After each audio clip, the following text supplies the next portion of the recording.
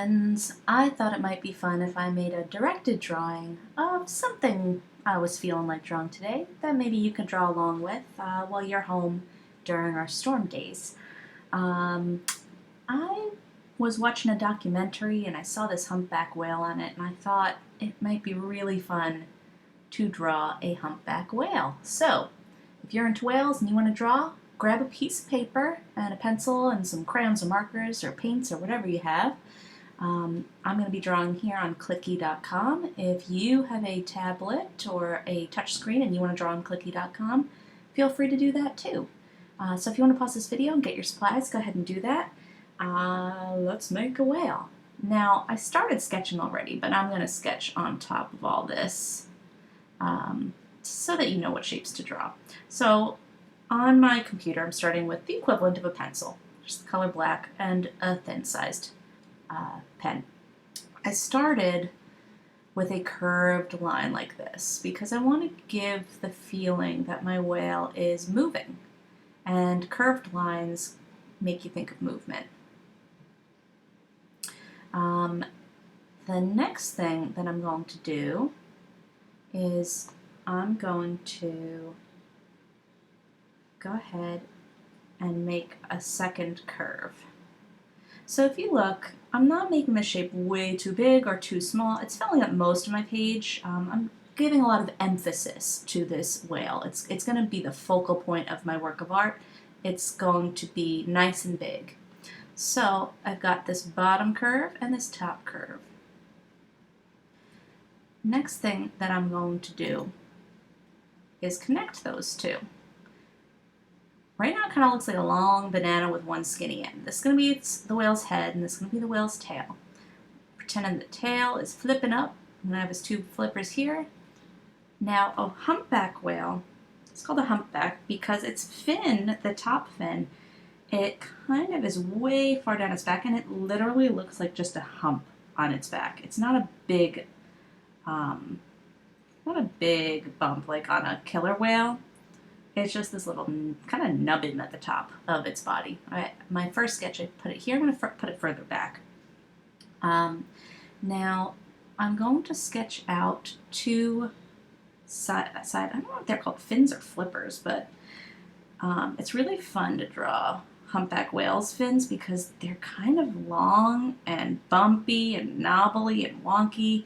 And if you're not making a perfect shape, that's for the best, because these whales, if you look at their flippers in real life, I'm going to call them flippers. I apologize if that's not the right word. They have all these crazy little bumps and nooks and crannies all over them. Now I sketched another one over here because on the opposite side of its body, the other flipper is attached. But we're not going to see the whole flipper because its body's in the way, so it's kind of an overlapping kind of deal here. I'm going to draw this kind of a shape. Again, I'm not really even thinking, I'm just making bumps. It's kind of like a fun texture there with those little bumps. Now, for his tail, it's kind of the same feeling as the front flippers, where it's going to be kind of smooth on one part and then bumpy back here. So I'm going to have the back flipper or fin, or what a tail, we'll call it just a tail, like this. Now the one that's further away will be smaller because that's the rule with objects. If something's closer, it's larger. If it's further away, it's smaller.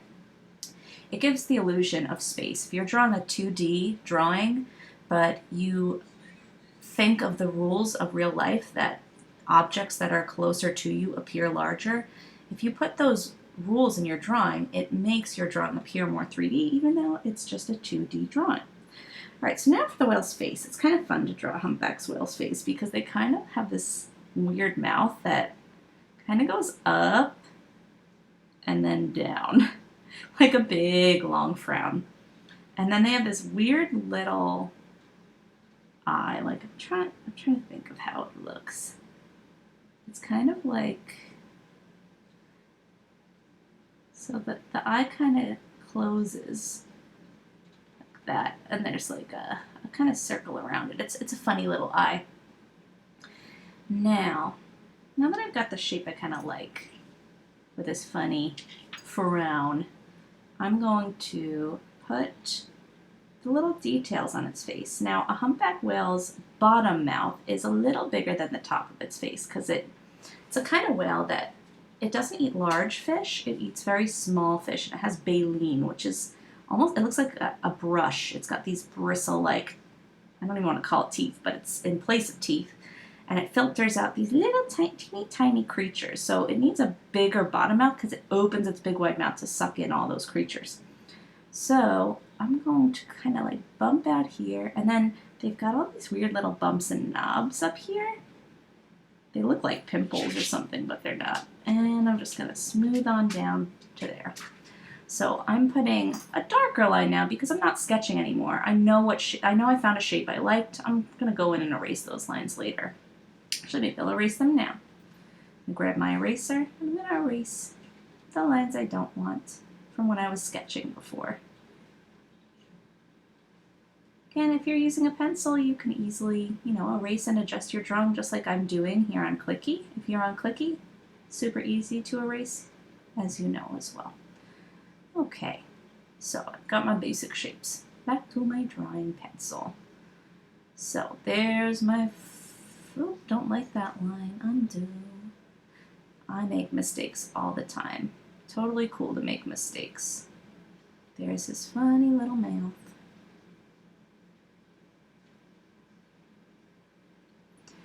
Now, for the top of his mouth, again, I said it's a little bit smaller than this bottom part. It sticks out less.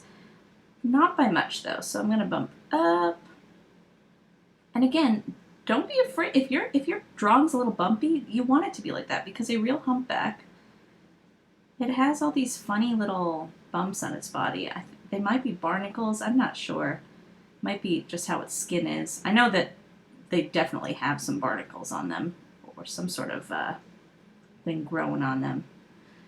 All right, so I'm pretty happy with these shapes.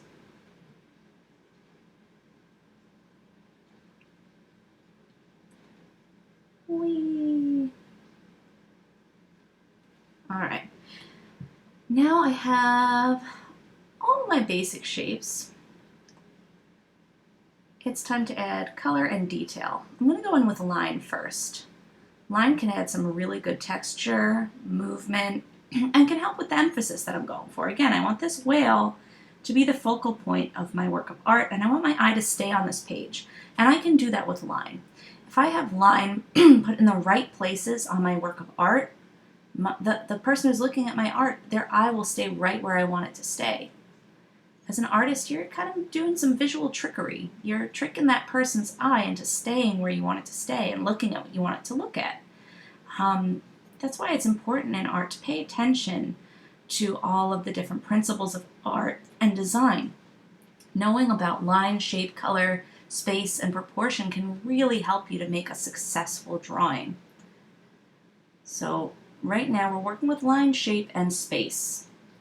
Again, also proportion, because we want the right proportions for our whale. I'm talking about all the different shapes and details and features of a humpback whale. Now, on the humpback whale's bottom of its body, it kind of has these long, thin, ridge-like lines. Its skin is kind of, I don't know, it's got all these ridges because it can expand and contract, if that makes sense. As the mouth gets wider, these lines kind of disappear because they stretch out. And when he's all relaxed, all these lines appear because the skin's kind of all folded and scrunched together. So we're making these parallel type lines here, these ridges on the bottom of the whale's mouth. It's only on the bottom of his body, up by his mouth, that you'll see these lines, because again, that's the part of his body that opens much wider when he's gulping up those kinds of little creatures, little shrimp and krill and all that. Now, for camouflage, in the ocean, a humpback whale has a much darker top and a much lighter bottom. This is for camouflage because if a creature is swimming above the humpback whale and looking down into the dark ocean below, the dark top of the whale will blend in with the dark water beneath.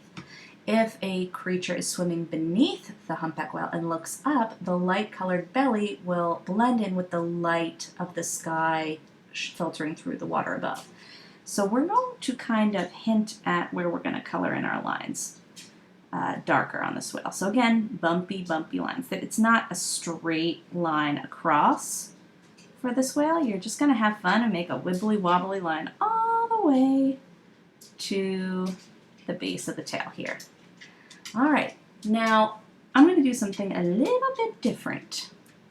When I color the background of this whale, I'm not going to make the whale swimming in the ocean. I'm feeling very imaginative today, and I want the whale to be swimming through the night sky. So I'm going to put a moon and some stars, and that's going to be the background, not the ocean. So we went from thinking about really realistic stuff to very, very imaginative things. And that's what's fun about being an artist. You can create a different reality than what you're used to, than what you see in the world around you. I'm just drawing some of these little bumps that I know are all over their snouts or their faces. It's not a snout. My dog keeps walking around, so I'm thinking of the word snout. All right, but now I'm going to hint at the moon back there. So I'm going to draw a little crescent moon kind of overlapping with the whale. I'm kind of feeling the vibe of having a moon behind my whale. And I want a crescent moon. If you don't want to draw your whale in the sky, don't. Draw your whale wherever you want, whether it's in the ocean or the sky. If you want to put them in the sky and you want it to be a morning sky and you want clouds around it, do that. If you want them northern lights around, ooh, I might do that. I would love to draw the northern lights. That would be fun. I just gave myself an idea. Yeah, northern lights. I've always wanted to see those. That's a dream of mine. All right, but I think that's going to be the basic vibe for my background. Now, usually, if you're coloring your work of art, ooh, excited, time for color, you're going to start with the background first. Whether you're working on a computer like I am, or you're working on paper, it's always a good idea to start with your background first because it's just easier to fix mistakes if you're working back to front. Now, I get to cheat because I'm on a computer, but if you are working with crayons, you can't use this fun little paint bucket tool I've got. I'm going to use my paint bucket. Oh, that was a bad idea. Where's my little whale not connected? Let's see. Here. I think you're pretty connected here, but we'll just make sure. I'm going to quick color in my background because I don't want you guys to be sitting here waiting forever watching me draw. But take your time and color in your background if you want to do that. If you don't want to color in your whole background, you could use line to color in your background and put like swirls like this. Actually, I'm having fun doing that. I'm going to start with that. That's a sneaky way to get some color in with some line, with some movement. It's a win-win if you're working with crayons and pencils at home. Just don't like scribble, scrabble all over your drawing. Don't give up in your drawing right now. So if you've got crayons or markers and you want to start coloring in your background, again, background first, then foreground. Foreground's the front of your picture. Pick a pretty color for your sky and start putting in some swirls or just wavy lines like that. Just don't color on top of your whale. This kind of looks like water now. Look at all that movement. I'm just also making sure that some of these lines look like they're going behind my whale, like going right up and touching him.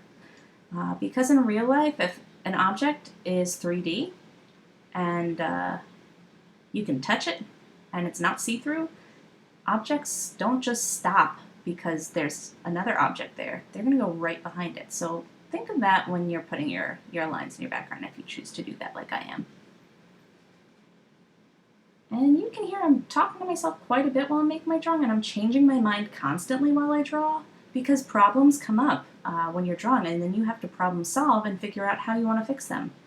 Like I was just going to fill in a solid color in my background, and then I thought, the kids might have trouble with that because maybe they're not working on a digital painting website like I am. Maybe I should show them another way, and I'm actually having a lot of fun drawing this way.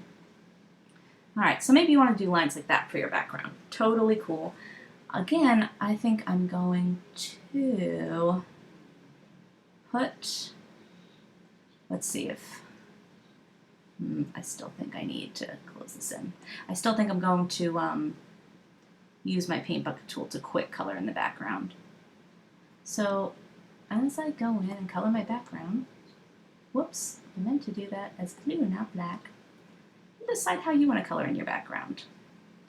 Maybe you want to do something similar to me with a sky. Maybe you don't. I think I want a darker sky though. That's better. Night sky. Whee! Alright, now I'm going to go in, I'm going to color a moon. And then we're going to color our whale. Super fun. I'm going to make a pretty crescent moon back here.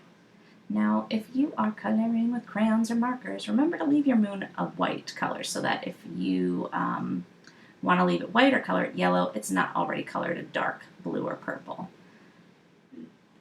You could also use paint if you have paint, or cut out some white paper and put it on top.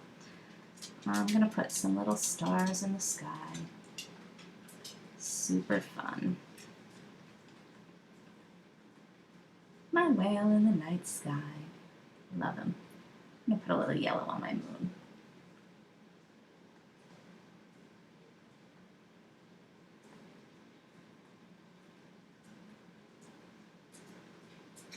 Blend out my moon.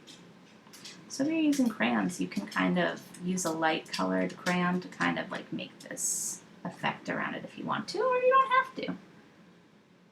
I'm going to put some glow around my stars.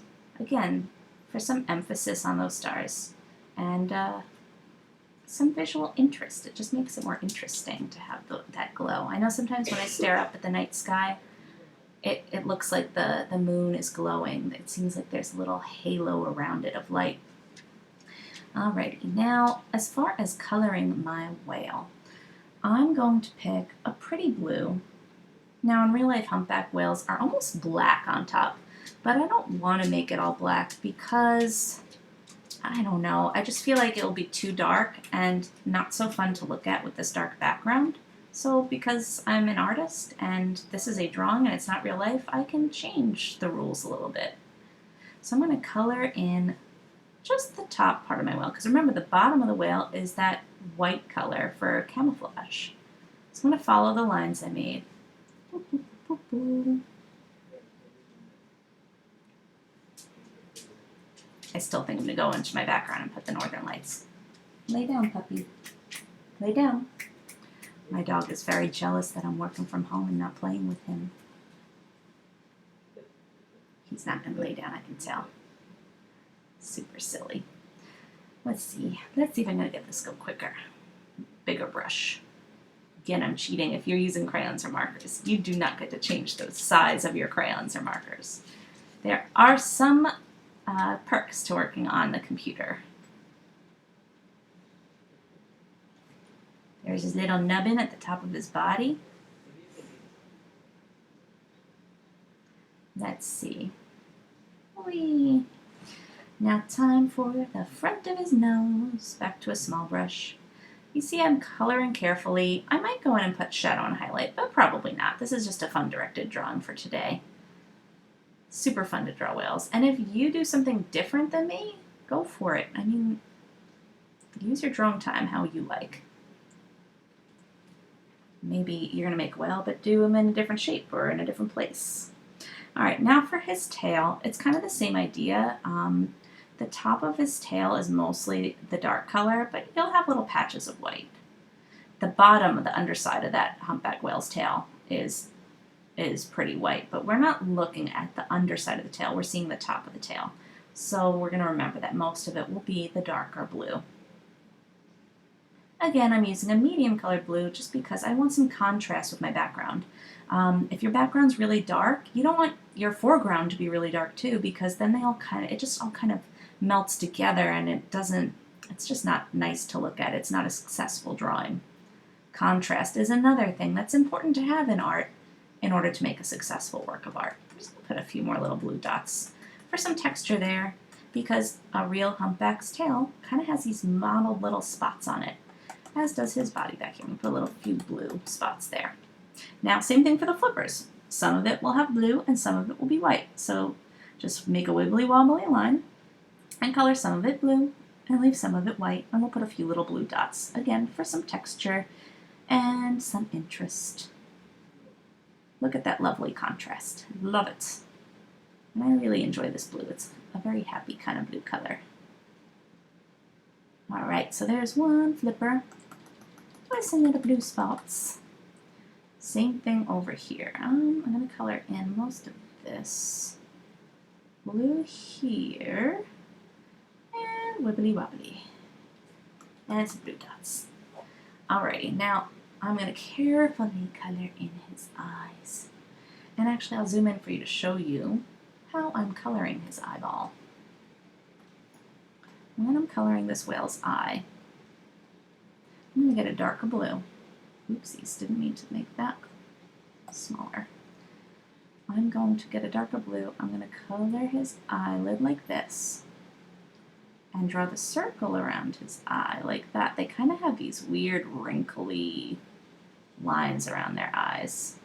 Again, I'm just adding more lines for visual interest. They got like almost like a little line above their lip, a little line below their lip, their little frowny frown there.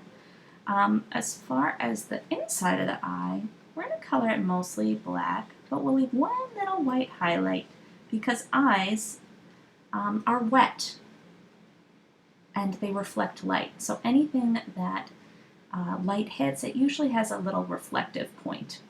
Just like if you look at your eyes in the mirror, you'll see that there's a little white spot of light on even the blackest, darkest part of your eye. You'll see some little light reflect. Let me see. Here it is. So cute. Alrighty. Now, I could go in and put some more lines on here if I wanted to. Again, like they have little bumps. Yeah, bumps all over the nose. You can put a few bumps here. Put a few lines for texture. I mean, but mostly we're done. Again, I can't help myself. I really, really, really, really want to put the Northern Lights because that's my dream in life to see them. Northern Lights are usually kind of like a pinkish color or a teal color. I'm going to pick teal, and I'm going to put some green blending up behind him. You totally don't have to do this. I just really felt like doing this today. I want some fun Northern Light action floating in the background. But if you're going to put Northern Lights, remember they're kind of a tealy green and some pinks. So now I'm going to go with the pink. I'm going to put it, now I'm not going to mix the pink with the green. Pink and green are fairly close to being color opposites, and if you mix opposites on the color wheel, which are complementary colors, like red and green are complementary colors, so pink is very close to red. If you mix them together, they make a muddy color. So I don't want to mix them, I want to place them next to each other, and they just kind of sing next to each other. They just look really pretty. Now this whale has nothing to do with anything we're learning about in class or anything you're studying in your homerooms, but it sure made me happy to draw today. And if you made this whale with me and you had fun, thanks for joining me. And if not, and you drew something else, I'd love to see it. You could always message it to me in Canvas. I hope you guys have a wonderful day, and I can't wait to see you again soon. Bye.